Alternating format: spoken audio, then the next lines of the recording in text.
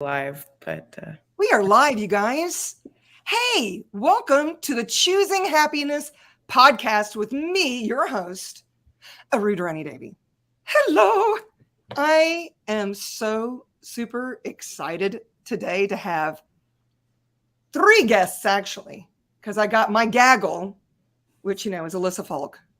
She's my gaggle in every little thing that we create. And then we have our little sub gaggles for all over the places. And I get to be part of a sub gaggle for these next two fabulous people. Oh, you guys probably don't even know what a gaggle is.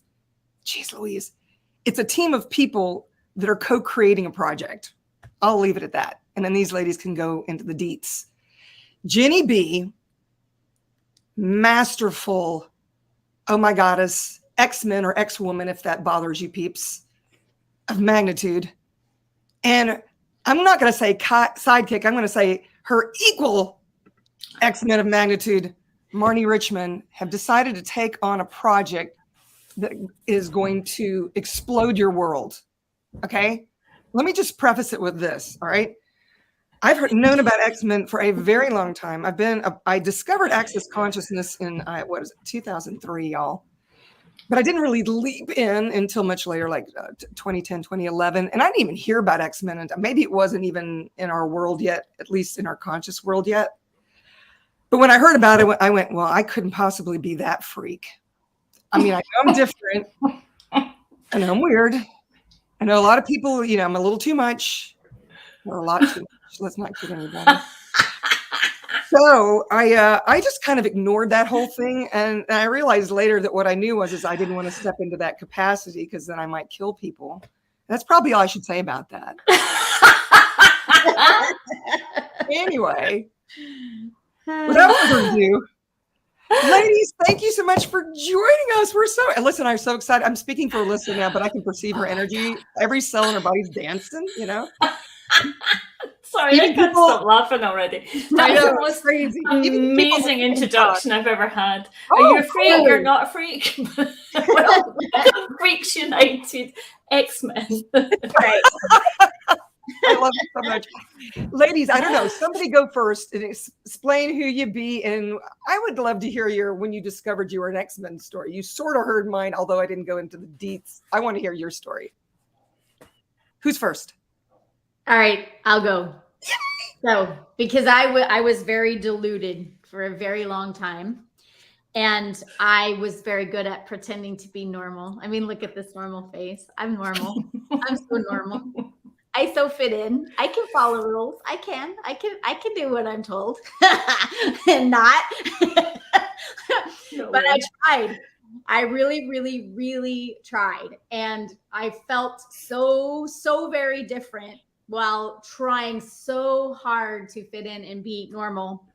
And when I first heard about Access XMen, which if you're not familiar with it, it's basically all of those things that this world says to all of us are disabilities: ADHD, OCD, dyslexia, schizophrenia, go down the line of all of these disabilities, disorders.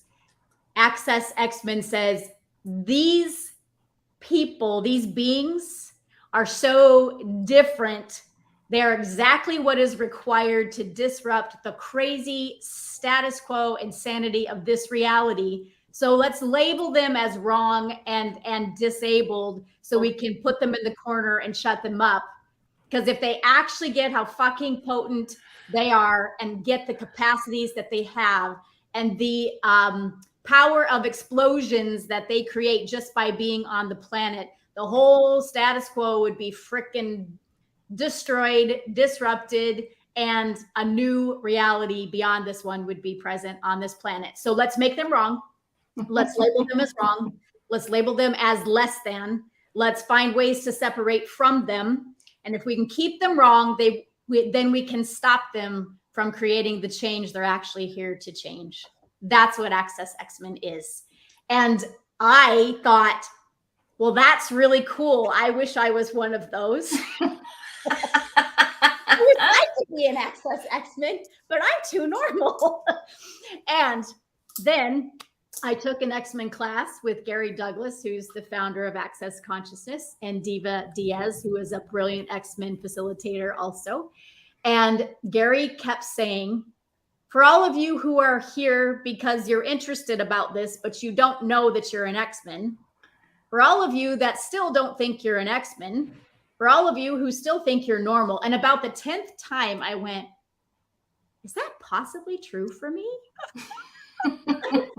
That was my moment of looking at it and seeing how dynamically I tried to shut off who and what I was because of feeling so wrong about me. And I started to see all of the capacities, the brilliance, the different that I buried, and said, okay, I'm going to say yes to this exploration of who and what this is, who and what I am, and let's go. So that's where it started. Can I just say, oh, wait, I'm so used to. You get rude, Ronnie. And I'm so excited, and I just can't hide it. This conversation is, every cell in my body is dancing, you know, acknowledging this whole space of not making ourselves wrong. And all this time we've been trying to fit ourselves in this little box, cutting our arms and legs off to fit where in this reality, right? Yeah. So I love everything that you just said. Anyway, just interjecting. Pardon moi. Jeni Be, how was it for you? I mean, you had to have known you were different from day one because you're like my spirit. No. I may be your spirit animal, darling. I may be a roaring dragon. But no, I thought I was normal. I really did. Even though I didn't speak till I was nearly 3.5. But I got all the tests done and nothing wrong with me. She's just lazy. She's just slow. So I went through life thinking I was lazy and slow by being so quick with everything, you know?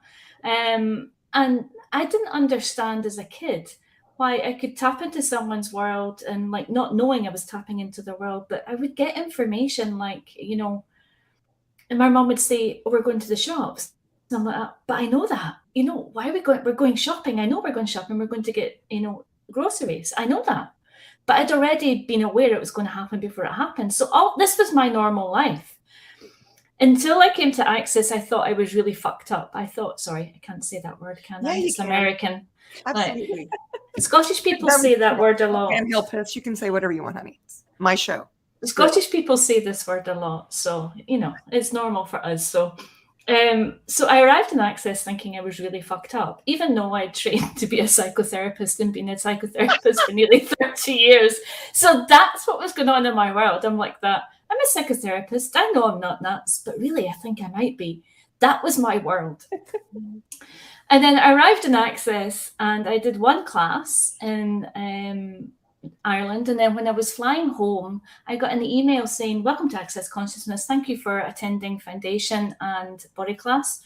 Here is an email about some up and coming stuff from Dr. Dane here.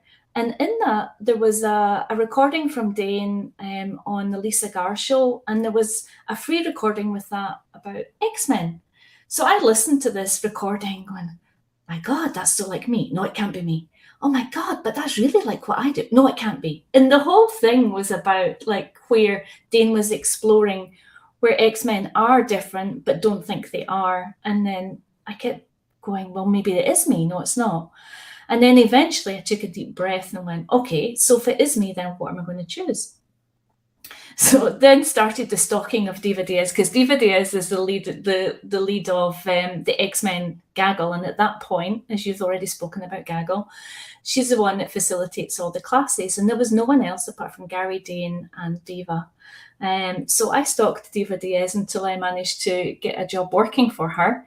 So myself, Cara Wright and Diva Diaz started doing some creations. Cara was also working for Diva and looking at how XMen function. And that was the real beginning of me really acknowledging that, yes, I function with having 50 tabs open on my computer and having one computer here and then an iPad here and then a phone here, all with different informations, but we'll switch from one to the other. Yeah. So having multiple devices open at once and using them all, depending on what creates the greatest energy, not from I'm going to use my phone to print something on my Bluetooth printer over here when I could use my computer, but really using the oh, that works for me quicker than that. So there's like a flow of choice and a flow of information that X-Men and choosing to be in this world function greater than when they add more to their lives. There's a lot of us that have been taught from day one that when you take things away, you can get more space and more relaxation. For X-Men, it's the opposite. So you add, you put on your tap shoes and you tap through to the kitchen to make your dinner and have a little tap dance when you're making your dinner or whatever else, your microphone, Rajani, and use that to create your life and have a bit of fun as you go. These are the ones that are not square pegs, that do not fit in round holes, but are multidimensional spaces of beings that create something different in the world and do not fit anywhere. I love the way you put that. I mean, I just mentioned before we jumped on the call, y'all, that Jeni Be is this every 10 seconds kind of person. I remember talking to Dr. Dane here and I said, what is it when you're actually in every 10 seconds following the energy? And he goes, yeah, that's when you're in your awareness. And I was like, oh, that's what that is. And you be that space. It's like I always get from my family, you're doing too much. You're doing too much. Why do you have so many things on your plate? And they don't get that if I don't have a million things going at once, I'm gonna take two things and kill them. Because even two isn't enough. And I'll be spending, my mother and I try to spend at least the evenings together. And because I'm her caregiver. And I'll be on my computer with my phone texting and talk. She thinks I'm talking to her half the time when I'm actually, dictating to my phone and typing while I'm watching the news or whatever it is. And she goes, how are you doing that?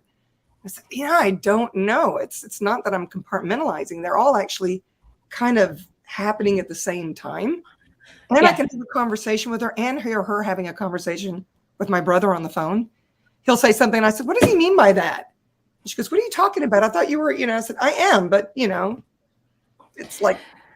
So totally being aware of how you function and what else you can add to your life. And it's one way that Marnie and I facilitate these classes in a way that we work together. You said this earlier on as well, that we add space to each other and don't step on each other's toes because we're willing to be more than not just ourselves and the other one, but willing to be more than that space. So there's something about being a space which is not like airy-fairy. It's more like allowing everything in your world and that information and then choosing the one things that create the most. So adding something to your life is not adding physical things. So it's not just saying, I've got one car, I'll add another car and then choose to drive either this automobile or this automobile. It's not that physicality. It's like we can sit here and like if we tap into Alicia's world, she's got all of these things behind her on shelves. So like the first thing I'm drawn to is like, wow, there's something there in her space that can really contribute to me. I don't need to know if it's that picture or what's on that shelf. It's like allowing that to be present in my world without judgment, without conclusion, and receiving from it in a way that's totally different than what we're taught. We're taught to give and take, whereas access allows a greater way of being in the world. Like the tools of access allow us to choose to receive and contribute to others that's beyond the give and take of this reality. And like Marnie and I, we work together and there's a real contribution that we have with each other. And especially when we're facilitating these classes, that adding one thing, as you said, Rosanna, isn't enough. It's like Marnie may say, she'll ask me a question. She'll say, what is it we can add to this class? And I'm like, well, I've actually got no words for what that is. And Marnie says, I've got no words either, but she's aware of what's in my world. I'm aware of what's in her world. And then together there's like a download of energy or information that I can't cognitize. It doesn't fit in here. If you put anything in here, you do this, as far as I'm concerned. So allowing myself to be present with all of that allows the contribution between Marnie and I and what's in this world to add to it. I don't know if that translates. Can I just add a thing to it too? Because you're speaking to it, and that's that XMen, it's not about words. This world teaches us that to have healthy and good relationships, you have to learn how to communicate, to get along with your friends and people in school or your coworkers. It's all about communication. And the reality is, for many X-Men, communicating with words is very challenging. They're highly aware of when somebody is speaking words and what is true don't match. When there's incongruence of words and energy, it confuses them because they are aware of what's true and the words being spoken aren't true. And there's this a lot of, well, what's going on here? Am I wrong? Am I perceiving wrong? Am I missing this? And the reality is the words are actually the lowest form of communication. The energy speaks and doesn't require words. And I will give you an example. We had a gaggle, keep speaking of gaggles, a gaggle meeting just last week. And we were on it. And Alyssa, she was there with the screen off and we saw her name. And then when she turned her screen on, she did not say a word. And because Jenny and I talked about this afterwards, her presence went kaboosh through the whole everything, the call, the meeting, the people, and she didn't speak a word. And we both went, that was cool, right? When she turned on her camera, did you just perceive that whoosh? But that's what X-Men do. It's, I am here, words are not required. So if you're listening to this and you have judged yourself as the worst possible communicator on the planet, and that's why you have trouble in relationships, and that's why you don't get along with people you work with, or whatever the thing is, could you acknowledge that you know something about communion and about energy that doesn't require words? Yeah. I love this presence because as far as we know, Alyssa's mute because she has not said a word yet. So Alyssa, I would like to give you the floor for a moment. The wonderful contributor, is that a word? I just made one up, I think, that you be. I don't care. It's a real word now. Let's hear your story. When did you realize that you were an X-Men? Are you guys interested in hearing this? I'm just kind of curious. Right. Giddy up, girl. Give us something. Give it up. So I took my first X-Men class probably a year ago. And it wasn't until a year ago that I could reflect back on my life. And in middle school, like you guys were talking about how X-Men go into people's worlds. Like I remember looking into this guy's eyes at the time, and I was like so present, sucked in, and then like immediately came back out and was like, oh my gosh, what just happened? That can't be real.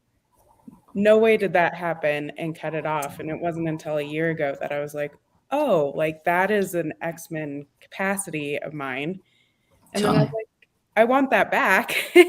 All while I was still doing it. It just wasn't like seen how I saw it that first time. So that was like my first X-Men experience there. And I just have to say, through this whole series that you both have been creating and the intro that Marnie did, like Rue's right, like my whole body every time like is just, it's humming. So like you two together are such a gift, and you make the not normal normal. Like I feel like, okay, like it's okay to be not normal. Like it's actually more normal than you think. So, and then this morning, if you guys could talk more a little bit about what's that one step that an X-Men could take to have their own back? Because I saw that come up this morning about how we don't realize how much we have our back. Well, for me, it's acknowledging my awareness totally and utterly, but without because we're taught that when you're aware of something, then you've already formed and structured it and put it into a little box. Oh, this means this and this means this. And X-Men awareness is like the wind. It's fleeting information that if you try and grab it, you can't. So you allow it to be there in your world. And then basically what you're building is what's called a spherical awareness. So you're aware of so much information that you can choose whether to, and I'm using this as an example because I'm doing it just now, is use your phone to print something on the printer over there, or use your computer because you know that it creates more to use your phone than your computer to print something. It sounds daft, but there is an energy that gets created with that. So spherical awareness and allowing yourself to be present with everything. one of the greatest films I ever saw that embodied part of the X-Men stuff that isn't an X-Men film, because all the X-Men ones are, is Arrival. And Arrival talks where a girl begins to get a woman begins to get a capacity to be aware of the future, and then be able to bring that information back to here and now and use it in our everyday life. That is an X-Men capacity, and also an ability to be present with the energy of language beyond, as Marnie said earlier on, the words. So being aware and allowing that awareness in and not stopping it really helps. And can I just give an example? It's like things like you go in your laundry room and you're about to put the lid on something, and then you get distracted and you think, oh, I should put the lid on that laundry detergent before something happens. And then you walk away, and then 10 minutes later, crash, because someone else has gone in, and like, you know, it's not for stopping something, it's you're aware of something before it happens. That ability to know, like, when to leave the house and drive in your car, and then you get stopped before you leave the house, and it's like, what is that information? Don't know what it is, but I know I've not got to go in my car yet.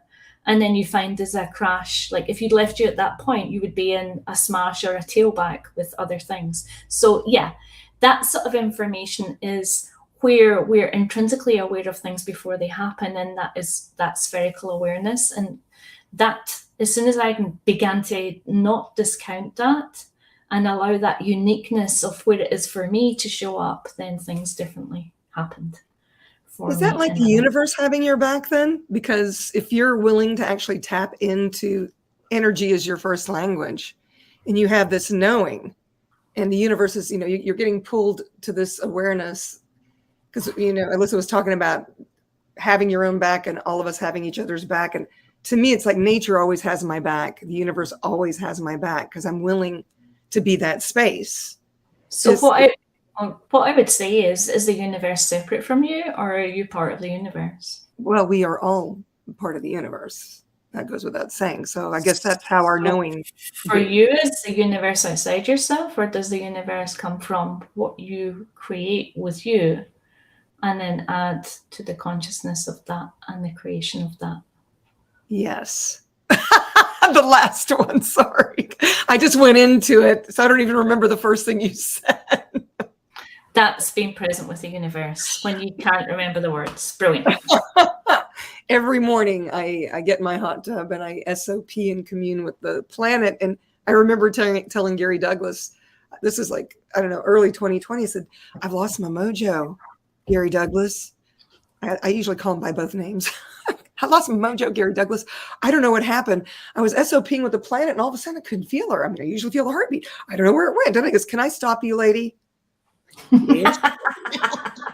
You can. And he's like, what if you've become it, or you've actually been willing to acknowledge that you've become it, and you can't quite perceive what you already be, lady? I'm like, oh, that. Because then my body was like dancing and going, you fucking idiot. Of course, you know. So now it's like when I commune in the morning, I'm like, oh, you're receiving me, right? Yeah, I know. I'm receiving. Okay, I don't feel it, but I do feel it, but I don't feel it, but I do feel it. It's all good. Get out of your head. Awesome. So yes, you are the universe as well. And asking the universe to have your back is the same as asking yourself to have your back too. To me it is. What is it for you? Yes. God bless America and the whole planet and everything. You're so amazing. I thank you for the reminder of that. See, Alyssa, what you did with that question, girl. I swear. Marnie, do you want to add to that? Yeah, I did, because you were asking about, you know, what's a way to kind of move towards that. And you said it when you were talking, Alyssa, that you would do this thing of looking in someone's eyes and boom, you had the download of what was going on. But then the first thought was, this isn't real. This isn't real. This can't be real. This isn't real. This can't be real. So how many listening to this? I know I have like both arms, both feet, everything raised on this, that these things that we naturally be and these abilities we just are, and no one's told us about it. No one's shown it to us. So even though we just go and just be it, the lie is it's not real, so we try to dismiss it and set it over here, or we judge, this is really weird and strange, no one else does this, so I must try to separate myself from this. So I would say, what if it is actually these abilities, these, I get the download of energy, I perceive energy. For me, as a little kid, I was very, very, very aware of entities. And when I say entities, I mean what people would call ghosts, or a person, a being that no longer has a body, whatever your word for that is. But I mean, as little as 3 years old in the grocery store and saying, oh, that lady, why doesn't she not understand that her husband, why that she's sad, but he's right there. He's right by her. And, you know, that's not real. Marnie Lynn, that's not real. You know, so, oh, well, then what, am I crazy? You don't see this? So anyway, what if it is more real than anything that we've been told about this reality being real? What if that's more real? So what if you started to play with that and actually claimed, owned, and acknowledged those things that you do know, and those gifts and abilities that you do have, even if you don't see it anywhere else? And I get this is one of the tricky things for XMen, is we come into the world and we go to school, and one of the first things we're taught is which one of these things doesn't belong here in this group, or let's match which thing on this list matches the thing on this list, and how are they the same, what makes them the same.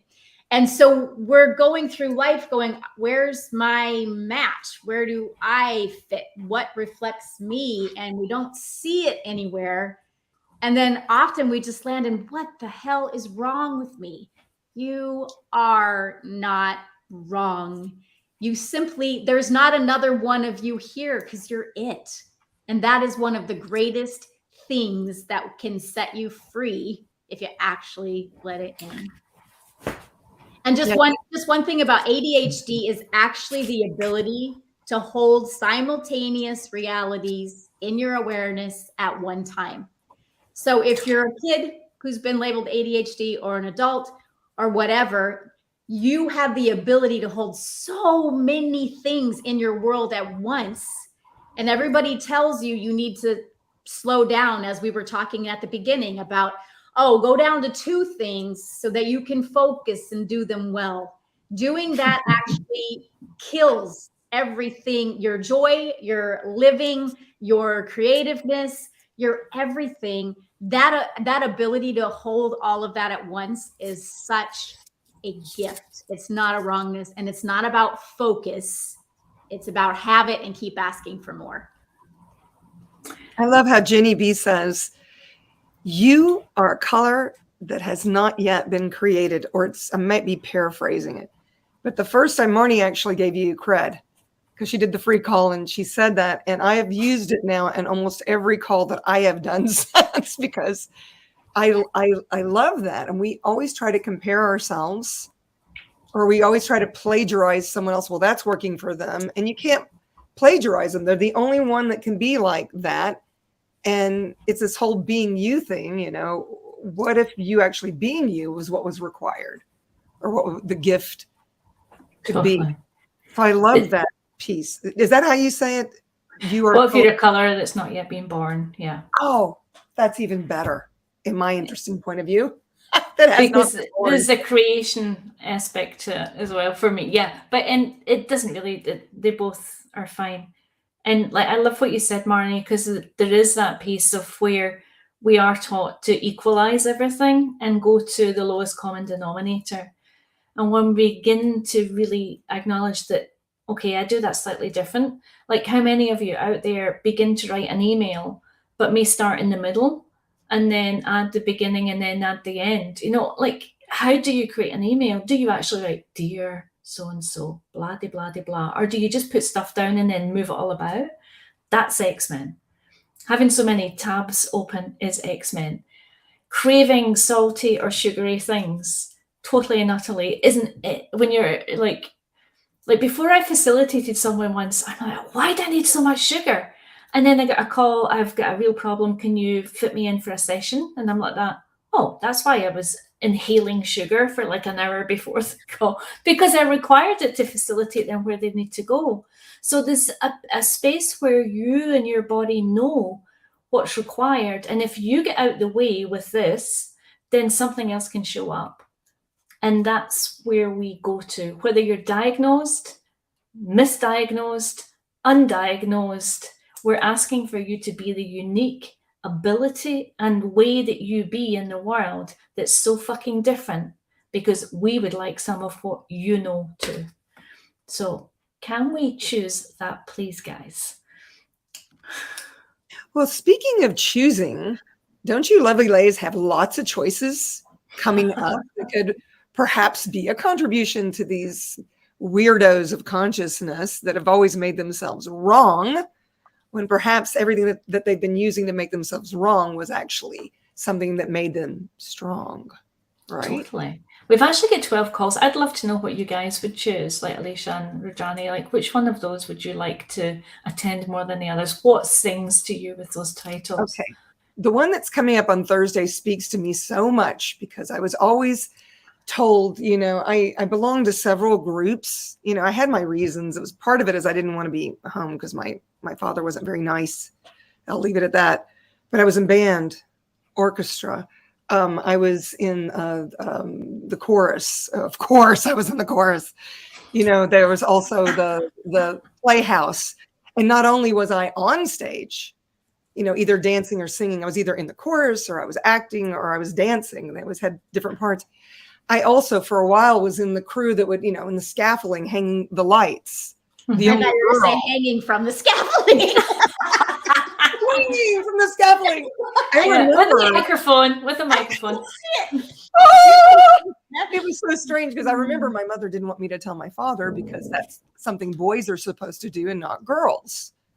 But I wanted to do it all. And I remember being in one show where I actually had 3 different parts in it. But getting back to the point of the chameleon piece, I had someone who was watching me very closely, that was actually the co-director of one of the plays that I was in. And she said, and she actually used the word capacity, because I had to look it up. And she said, you have this amazing capacity to fit in no matter where you are. You speak to the makeup artist and you're totally in her world. And then you speak to the guys, in the sound booth, and you're totally in their world. And I'd never had anybody put it to me that way before.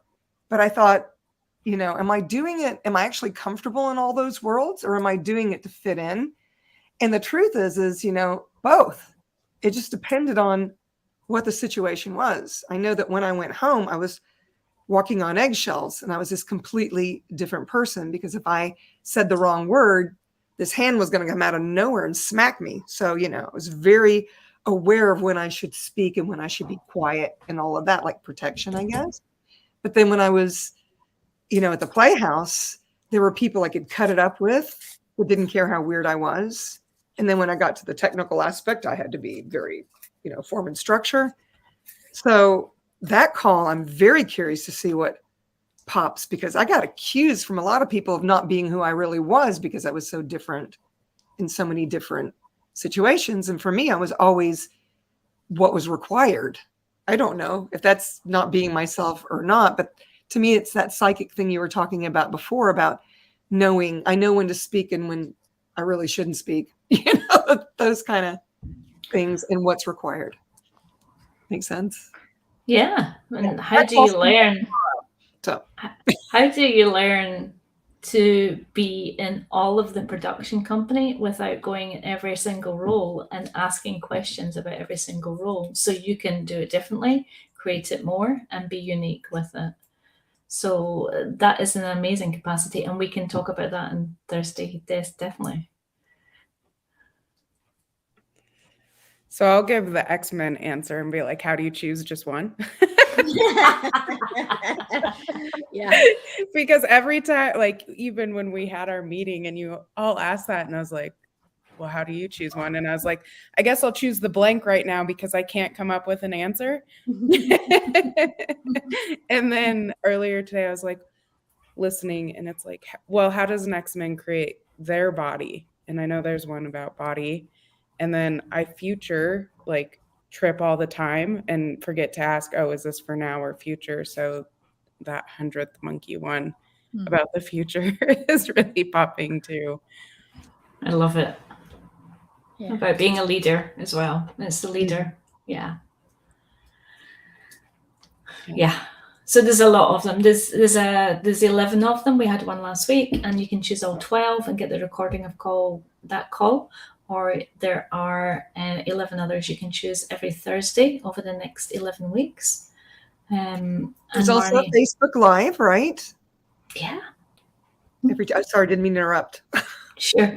The other ones that are on every week on a Thursday are on at 4 p.m. Europe or 10 a.m. Eastern Time, America, and they're $35 choice. If you wish to choose the intros there's all different names. You can choose one or you can choose them all. It's up to you.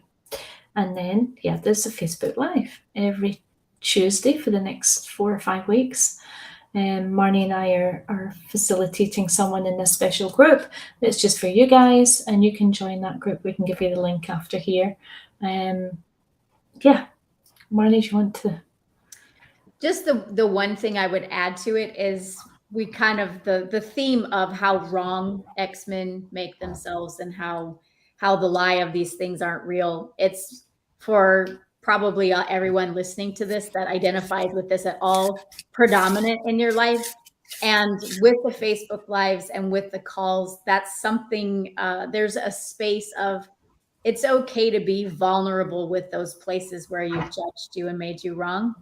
And to be vulnerable and be met with no point of view, simply question and curiosity about, well, if you look beyond the wrongness, what might you actually discover? And sometimes that's without words. Yes. We can be energetically present with you with that, even without you saying it. And yes.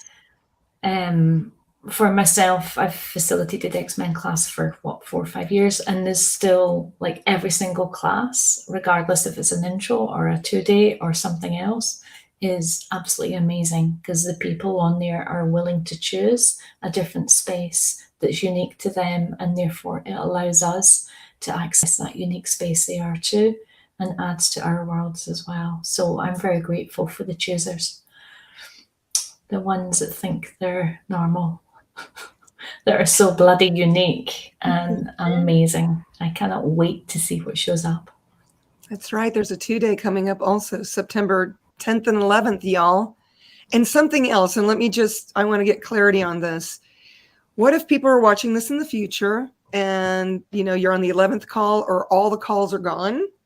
Can they still sign up for all 12 calls after the fact and get the recording?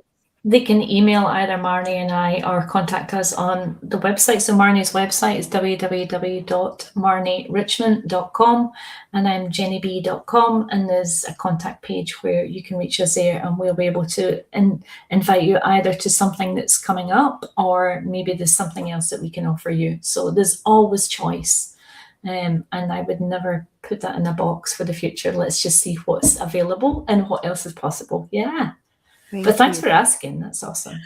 I just know that sometimes, like when I had the Get Happy podcast, somebody would see it way after the fact when a class was already gone, and they would come to me and say, "Can I buy that class?" And I'm like, well, actually, I got another one coming up here. But I know that we've talked about, hey, if you've missed the first call, you can still get that call and be on the other calls. And I just wondered if it was a future thing. There's my X-Men brain going in 10. Totally. And like what I love about us is we keep creating. So at the moment there's 10 calls, 11 calls, but there may be 24 by the end of it. You can choose another 24. The way we're going here is we're loving tapping into this and exploring with everyone that's interested. So just reach out to us and let's see what's on the books, whether it be myself or Marnie or both of us. It's like there's always something. And as you've seen below as well, like Marnie's got a 2-day coming up, 2-day class, disabilities or abilities. And that's for anyone who's been labeled with an illness or knows someone who's been labeled with an illness, which includes the whole planet, basically. Yeah, very interesting journeying with all of that. So yeah, we'll enjoy that. Thank you. This has been so amazing. I have to ask this question. If you were going to leave our listeners with one thing, I know I just blew it because X-Men can't choose one thing, but just whatever's popping in your brain. I would love to hear, Jeni and Marnie, what that one thing in this 10 seconds could possibly be for those that are still questioning.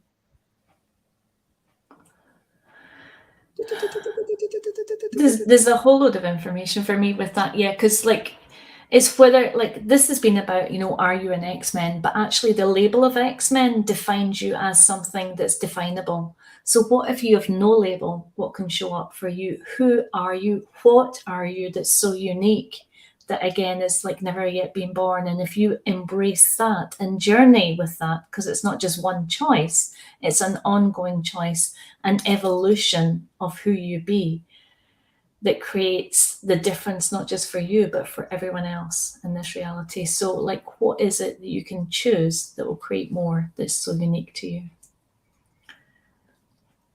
I love that. And I would say just really simply, what if you're not wrong? I mean, what would that actually change for your entire life if you got that you're not wrong? Wow.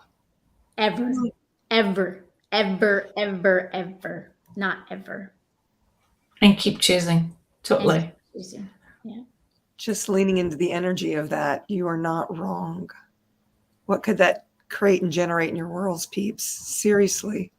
What if you've never been wrong?